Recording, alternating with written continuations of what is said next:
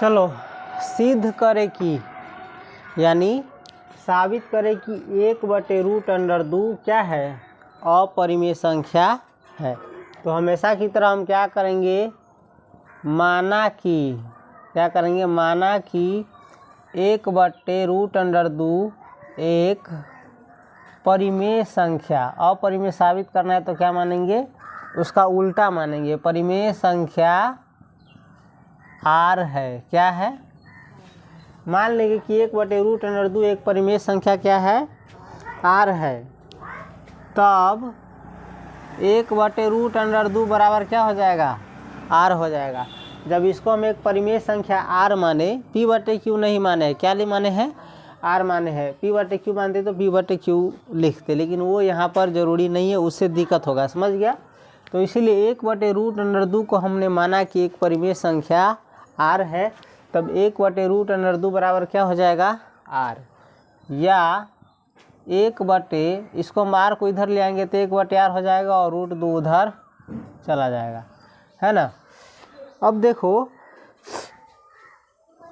अब 1/R क्या है, एक परिमेय संख्या है। 1/R क्या है, 1/R इसके बगल में लिख दिया हुआ है, R बराबर नहीं है 0। हम तुमको बताया थी कि परिमेय संख्या में बटा के नीचे 0 नहीं होता है, बटा के नीचे 0 होने से वो परिमेय संख्या नहीं रह जाता है, अपरिभाषित हो जाता है, इसलिए ऐसा लिख दिया गया। लेकिन हम डायरेक्ट पढ़ेंगे 1/R क्या है, 1/R एक परिमेय संख्या है। 1/R क्या है, परिमेय संख्या है, इसको हम 1 मान लेंगे। 1/R क्या है, परिमेय संख्या है। कैला है परिमेय संख्या, क्योंकि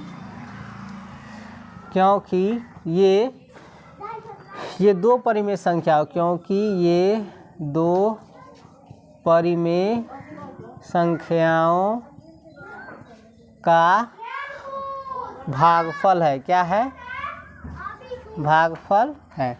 हम तुमको बताए थे कि परिमेय संख्या का जोड़ क्या होता है, परिमेय संख्या होता है। परिमेय संख्या का घटाव परिमेय संख्या होता है। परिमेय संख्या का गुना परिमेय संख्या होता है। और परिमेय संख्या का भाग भी क्या होता है, परिमेय संख्या होता है। देखो, एक तो अपने आप परिमेय संख्या है ना, पता, इसको हम 1/1 के रूप में देख सकते हैं।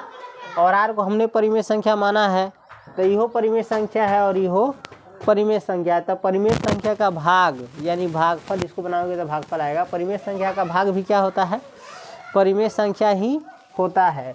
जबकि √2 क्या है, हम तुमको बताया है, तुमको पता भी है। जबकि √2 क्या है, एक अपरिमेय संख्या है। पहले साबित हुआ है ना, अपरिमेय संख्या है। अतः एक से कहने का मतलब ये जो समीकरण है, इस एक से परिमेय संख्या बराबर, ये देखो, ये बगल परिमेय संख्या है और ये बगल अपरिमेय संख्या। तब परिमेय संख्या बराबर अपरिमेय संख्या, ये क्या है, असंभव है। परिमेय संख्या कभी भी अपरिमेय संख्या के बराबर नहीं हो सकता है, जो क्या है, जो असंभव है। जब असंभव है तो अतः हमारी मान्यता गलत है। मान्यता क्या है, गलत है। हम जो माने हैं कि 1/√2 परिमेय संख्या है, ये मान्यता क्या है, गलत है। अर्थात 1/√2 परिमेय संख्या नहीं है ना। अतः लगा दो, यहाँ पर क्या लगा दो, अतः। इसके नीचे उतरता, खैर कोई बात नहीं। अतः 1/√2 परिमेय संख्या नहीं है, अर्थात क्या है, जब परिमेय संख्या नहीं है तो क्या होगा, अपरिमेय होगा, अपरिमेय है। समझ गया है।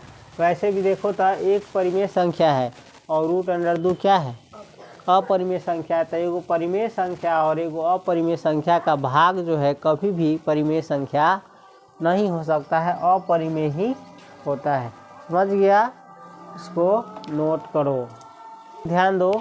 ये जो लाइन लिखा हुआ है, अतः यहाँ से ई नीचे लिख देगा तो बेहतर रहेगा, समझ गया। इसलिए इस लाइन को क्या करना, नीचे उतार देना, समझ गया। यहाँ से यहाँ तक